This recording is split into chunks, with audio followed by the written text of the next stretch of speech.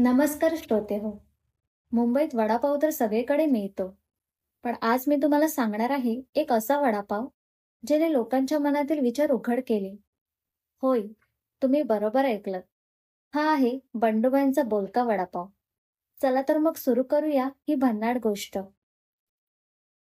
मुंबईच्या धकाधकीच्या दादर स्टेशनजवळ, जिथे माणसांच्या आणि लोकलच्या गर्दीने कधीही थांबायचं नाव घेत नाही, तिथे बंडूभाई नावाचा एक माणूस आपली छोटीशी वडापावची गाडी लावायचा. बंडूभाईंचा वडापाव फक्त गरमागरम आणि चटपटीत नव्हता, तर तो बोलका होता. होय, तुम्ही बरोबर ऐकलत, बोलका. म्हणजे तो वडापाव खाल्ल्यावर तुमच्या मनातले गुप्त विचार बंडूभाईंना लगेच कळायचे आणि ते त्यावरून अशी काही भन्नाट प्रतिक्रिया द्यायचे की समोरच्याला हसू आवरायचंच नाही. कधी कधी धक्का बसायचा, तर कधी आयुष्यच बदलून जायचं. बंडूबाई दिसायला साधीच होती. तेलखट टी शर्ट, डोक्याला लाल रुमाल आणि चेहऱ्यावर कायम एक खोडकर हसू. पण त्यांच्या डोळ्यात एक वेगळीच चमक होती. त्यांच्या गाडीवर नेहमीच प्रचंड गर्दी असायची. लोक केवळ वडापाव खाण्यासाठी नाही, तर बंडूभाईंच्या मनातल्या भेंड्या ऐकण्यासाठी आणि त्यांच्या जादुई वडापावाचा अनुभव घेण्यासाठी यायचे. बंडूभाईंना ही शक्ती कशी मिळाली, हा एक मोठा प्रश्न होता.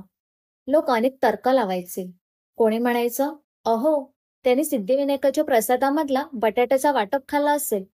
तर कोणी म्हणायचं, एके दिवशी वडापाव बनवताना त्यांच्या तेलाच्या कढईत एक उल्कापात झाला होता. तेव्हापासून हे सुरू झालं. पण बंडूबाईंच्या मते ही शक्ती त्यांना त्यांच्या आजोबाकडून मिळाली होती.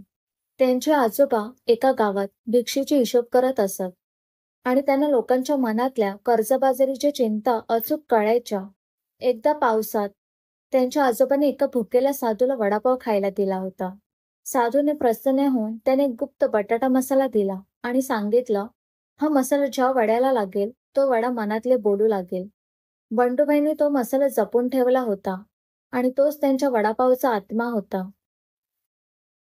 त्यांना ही शक्ती पहिल्यांदा कशी जाणवली हे आठवतं. एका तरुणीने त्यांचा वडापाव खाल्ला आणि मनात विचार केला, बाप रे, या वडापावने तर डाएटची वाट लावली. बंडूबाई लगेच हसले आणि म्हणाले, पोरी, डाएट आज नाही, उद्या कर.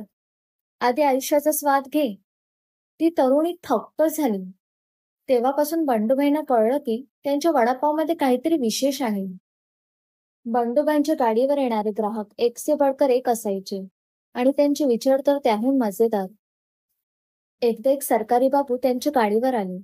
त्यांनी वडापावचा पहिला घास घेतला आणि मनात विचार केला, आज कामावर जायला उशीर झालाय, पण बॉसला काहीतरी नवीन कारण सांगावं लागेल. जुनं ट्रॅफिक जॅमचं कारण आता बोरिंग झालंय. बंडूबाईंनी लगेच हसून म्हटले, अहो साहेब, आज लोकलमध्ये श्यामवर्ग घुसला होता असं सांगा. बॉसलाही हसू येईल आणि तुम्हालाही सुट्टी मिळेल. बाबू गोंधळून गेले. त्यांना हसू आवरेना.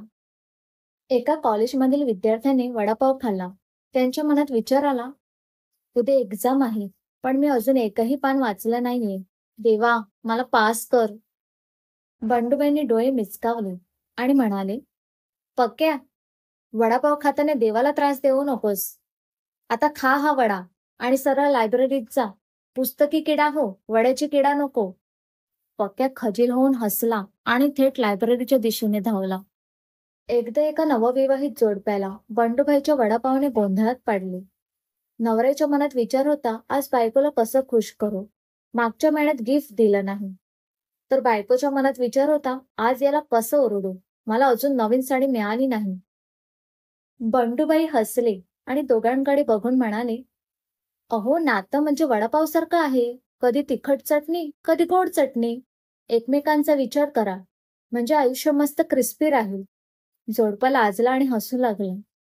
बंडूबाईंच्या या शक्तीमुळे अनेक मजेदार गोंधळ व्हायचे. एकदा एका स्मार्टफोन एडिक्ट तरुणाने वडापाव खाल्ला आणि मनात विचार केला, आता लगेच इंस्टाग्रामवर रील टाकायची. बंडूबाई लगेच म्हणाले, अरे बाळा, आधी वडापाव खा, मग रील बनव. नाहीतर तुझ्या रीलमध्ये भूक लागली असं दिसेल. तो तरुण लाजला आणि त्याने फोन बाजूला ठेवला. एकाने बंडूबाईला लॉटरीचे नंबर विचारले.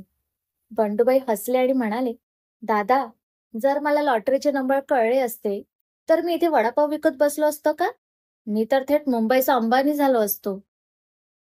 एकदा काही टोळक्यांनी बंडूबाईंना धमकावून त्याची शक्ती वापरून घेण्याचा प्रयत्न केला. पण बंडूबाईंनी त्यांच्या मनातले चोरटे विचार वाचले आणि त्यांना असा काही खमंग सल्ला दिला की ते टोळकं तिथून पळून गेलं. अहो दादा, दुसऱ्याच्या मनात डोकावण्यापेक्षा स्वतःच्या मनात डोकावा. तिथे तुम्हाला वडापावपेक्षाही मोठा खजिना सापडेल. बंडूबाईंनी कधीही आपल्या शक्तीचा गैरवापर केला नाही. त्यांना माहीत होते की त्यांची शक्ती ही लोकांची सेवा करण्यासाठी आणि त्यांना आनंद देण्यासाठी आहे. ती लोकांना त्यांच्याच विचारावरून हसवायचे आणि त्यांना हलका-फुलका सल्ला द्यायचे आणि त्यांना आयुष्याकडे सकारात्मक दृष्टीने बघायला शिकवायचे. काळ पुढे सरकत होता. बंडूबाईंचा बोलका वडापाव मुंबईची एक ओळख बनला होता. दूर-दूरवरून लोक त्यांच्याकडे यायचे. परदेशी पर्यटकही त्यांच्याकडे येऊन वडापाव खायचे आणि बंडूबाईंच्या प्रतिक्रिया ऐकून थक्क व्हायचे. एका मोठ्या वृत्तवाहिनीने त्यांच्यावर एक माहितीपट बनवला. बंडूबाईंना लोकांनी अनेकदा विचारले, "बंडूभाई, तुम्ही लोकांच्या मनातलं कसं वाचता? ही जादू कशी करता?" ते फक्त हसायचे आणि म्हणायचे, "अहो, जादू नाहीये ही. माणसांचं मन हे बटाट्यासारखं असतं. त्याला चांगला मसाला लावला आणि योग्य तेलात तळलं की ते मनातले विचार बाहेर येतात. आणि मी तर फक्त त्या विचारांवर थोडं मीठ मिरची लावतो. म्हणजे लोकांना ते पचायला सोपं जातं." बंडूबाई आजही त्यांच्या नाक्यावर बसून वडापाव विकतात. त्यांच्या डोळ्यात आजही तीच चमक आहे आणि ओठावर तेच खोडकर हसू. लोक त्यांच्याकडे येतात, वडापाव खातात आणि त्यांच्या मनातले विचार त्याला कळतात. बंडूभाई त्यांना त्यांच्याच विचारावरून काहीतरी मजेशीर प्रतिक्रिया देतात आणि लोकांना हसून, विचारात पाडून, कधी-कधी एक नवीन दृष्टी देऊन पाठवून देतात. कारण बंडूबाईंचा वडापाव हा फक्त पोट भरणारा वडापाव नव्हता. तो मनालाही विचार करायला लावणारा, हसवायला लावणारा आणि कधी-कधी आयुष्य बदलणारा बोलका वडापाव होता.